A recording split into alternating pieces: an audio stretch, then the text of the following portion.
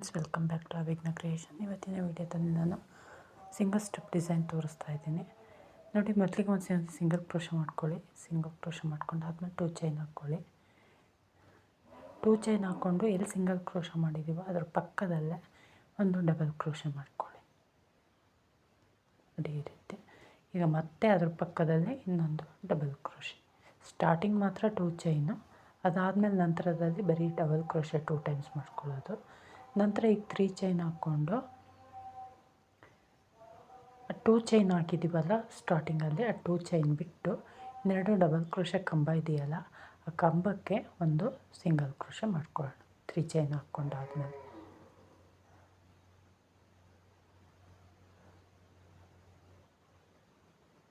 ಮತ್ತು ಈಗ ಅದೇ 2 ಕಂಬಕ್ಕೆ ಮತ್ತೊಂದು ಸಿಂಗಲ್ ಕ್ರೋಶ ಮಾಡ್ಕೊಳ್ಳೋಣ, ಅಂದರೆ 2 ಟೈಮ್ಸ್ ಸಿಂಗಲ್ ಕ್ರೋಶ ಮಾಡ್ಕೊಳ್ಳೋಣ.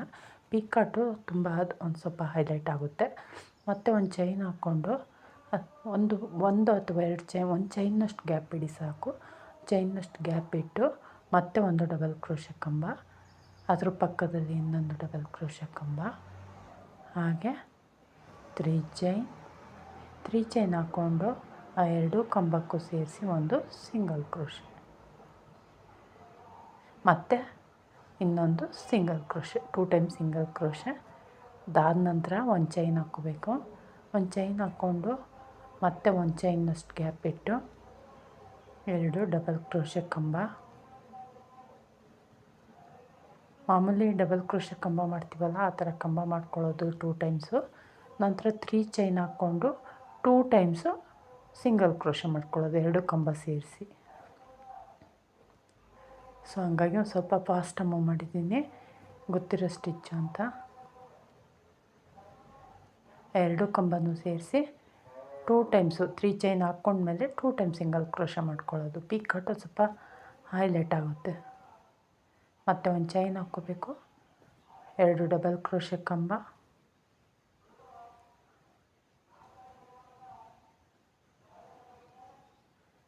ಒಂದಾಯಿತು. 2 ಡಬಲ್ ಕ್ರೋಶ ಕಂಬ ಮಾಡ್ಕೊಂಡಾದಮೇಲೆ 3 ಚೈನ್ ಹಾಕ್ಕೋಬೇಕು. 3 ಚೈನ್ ಹಾಕ್ಕೊಂಡಾದಮೇಲೆ ಆ 2 ಕಂಬಗಳನ್ನ ಸೇರಿಸಿ ಒಂದು ಸಿಂಗಲ್ ಕ್ರೋಶ, ಹಾಗೆ ಮತ್ತೊಂದು ಸಿಂಗಲ್ ಕ್ರೋಶ, ಈ ರೀತಿ ಮಾಡ್ಕೋಬೇಕು. ನೋಡಿ, ಈಗ 4 ಕಂಬಗಳು ಕಂಪ್ಲೀಟ್ ಆಯಿತು. 4 ಕಂಬ ಮತ್ತು 4 ಪಿಕಾಟು. ಈಗ 3 ಚೈನ್ ಹಾಕ್ಕೊಳ್ಳೋಣ. ಈ 3 ಚೈನ್ ಗ್ಯಾಪಲ್ಲಿ ನಾವು ಕುಚ್ಚು ಹಾಕಲಿಕ್ಕೆ. ಸೊ ಹಂಗಾಗಿ 3 ಚೈನ್ ಹಾಕಿ ಆದಮೇಲೆ ಮತ್ತೆ ಆ್ಯಸ್ ಯೂಶ್ವಲ್ ನಾವೀಗೇನು 4 ಕಂಬಗಳು 4 ಪಿಕಾಟ್ ಮಾಡಿದ್ದೀವಲ್ಲ ಅದೇ ರೀತಿ ಮಾಡ್ಕೋಬೇಕು. 4 ಕಂಬಗಳು ಮಾಡ್ಕೊಂಡು 4 ಪಿಕಾಟ್ ಮಾಡ್ಕೊಂಡ್ವಿ. ನಂತರ 3 ಚೈನ್ ಅಥವಾ 4 ಚೈನ್ ಹಾಕ್ಕೊಂಡು ಮತ್ತೆ ಅದೇ ರೀತಿ 4 ಕಂಬ ಅಥವಾ 4 ಪಿಕಾಟ್ಸ್ ಮಾಡ್ಕೋಬೇಕು. ಆರ್ಚ್ ಬರೋದಕ್ಕಿಂತ ಮುಂಚೆ ಈ ರೀತಿ ಮಾಡ್ಕೋಬೇಕು. ಆರ್ಚ್ ಆದಮೇಲೂ ಕೂಡ ಇದೇ ರೀತಿಯೇ ಕಂಟಿನ್ಯೂ ಮಾಡಬೇಕು. ನೋಡಿ, ಈಗ 4 ಮಾಡ್ಕೊಂಡಿದ್ದೀನಿ, ಇನ್ನೂ 4 ಮಾಡ್ಕೊಂಡು ತೋರಿಸ್ತೀನಿ. ಈ ರೀತಿ 4 ಕಂಬಗಳು 4 ಪಿಕಾಟು, ಮಧ್ಯೆ 4 ಅಥವಾ 3 ಚೈನು ಮತ್ತು 4 ಕಂಬ. ಆ ಗ್ಯಾಪು ಕುಚ್ಚಿಗೋಸ್ಕರ. ಈಗ ಒಂದು ಚೈನ್ ಹಾಕ್ಕೊಂಡು ಸೇಮ್ ಗ್ಯಾಪು ಒಂದು 2 ಚೈನ್ನಷ್ಟು ಗ್ಯಾಪ್ ಬಿಟ್ಟು 4 ಕಂಬಗಳನ್ನ ಮಾಡ್ಕೊಳ್ಳೋಣ. ಪಿಕಾಟ್ ಬೇಡ, ಬರೀ ಕಂಬಗಳು 4 ಕಂಬಗಳು, ಒಂದು ಪಕ್ಕ ಒಂದು 4 ಕಂಬಗಳನ್ನ ಮಾಡ್ಕೊಳ್ತಾ ಇದ್ದೀನಿ. ಮಾಮೂಲಿ ಡಬಲ್ ಕ್ರೋಶ ಕಂಬ ಮಾಡ್ಕೊಳ್ತೀರಲ್ಲ ಆ ಥರ ಕಂಬಗಳು 4 ಕಂಬಗಳನ್ನ ಮಾಡ್ಕೊಳ್ಳಿ. ನೋಡಿ, ಈಗ 4 ಡಬಲ್ ಕ್ರೋಶ ಕಂಬಗಳಾಯಿತು. ಅದಾದಮೇಲೆ 3 ಚೈನ್ ಹಾಕ್ಕೊಂಡಿದ್ದೀನಿ. 3 ಚೈನ್ ಹಾಕ್ಕೊಂಡು ಮತ್ತೆ 4 ಕಂಬಗಳು. ಇದು ಆರ್ಚಿಗೋಸ್ಕರ, ಬೇಸು ಆರ್ಚ್ ಮಾಡಲಿಕ್ಕೆ ಬೇಸಿದು. ಮತ್ತೆ 4 ಕಂಬಗಳನ್ನ ಮಾಡ್ಕೊಳ್ತಾಯಿದ್ದೀನಿ.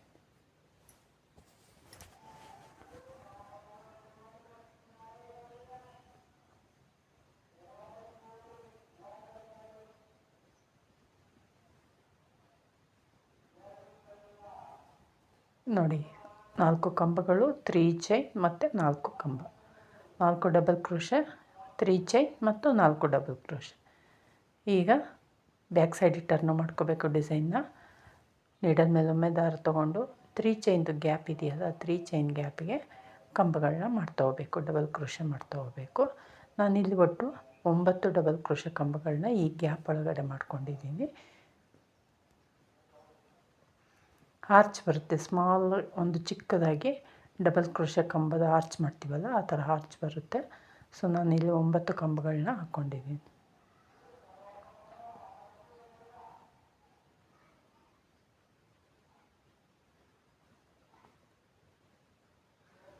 ನೋಡಿ 9 ಕಂಬಗಳು ಕಂಪ್ಲೀಟ್ ಆದಮೇಲೆ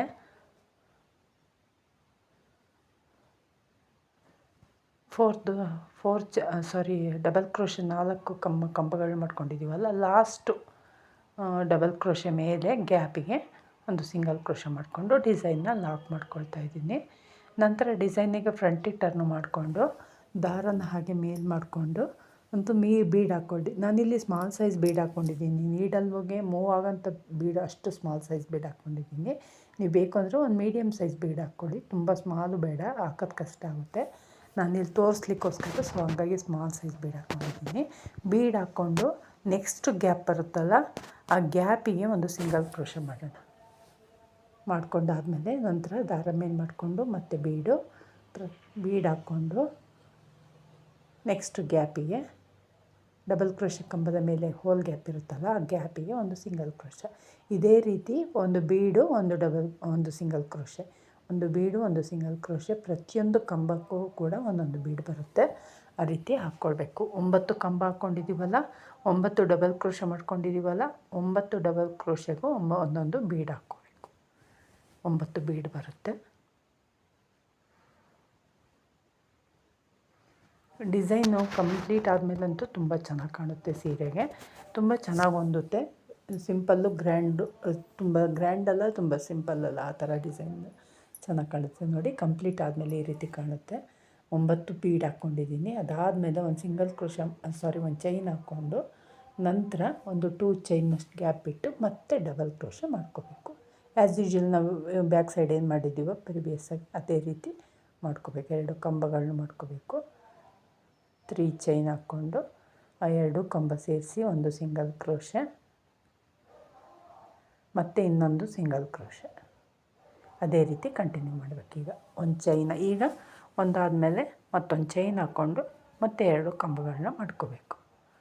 ತುಂಬ ಗ್ಯಾಪ್ ಬಿಟ್ಟು ಮಾಡ್ಕೋಬೇಡಿ, ಒಂದು ತುಂಬ ಹತ್ರ ಮಾಡ್ಕೋಬೇಡಿ, ಒಂದು ಮೀಡಿಯಮಾಗಿ ಮಾಡ್ಕೊಳ್ಳಿ. ಒಂದು ಚೈನ್ ಗ್ಯಾಪ್ ಕೊಟ್ಟಿರೋದ್ರಿಂದ ಒಂದು ಸ್ವಲ್ಪ ಮೀಡಿಯಮಾಗಿ ಮಾಡ್ಕೊಳ್ಳಿ. 2 ಕಂಬಗಳಾಯಿತು. 2 ಕಂಬ ಆದಮೇಲೆ 3 ಚೈನ್ ಹಾಕ್ಕೊಂಡು ಆ 2 ಡಬಲ್ ಕ್ರೋಶೆ ಸೇರಿಸಿ ಒಂದು ಸಿಂಗಲ್ ಕ್ರೋಶೆ, ನಂತರ ಮತ್ತೊಂದು ಸಿಂಗಲ್ ಕ್ರೋಶೆ.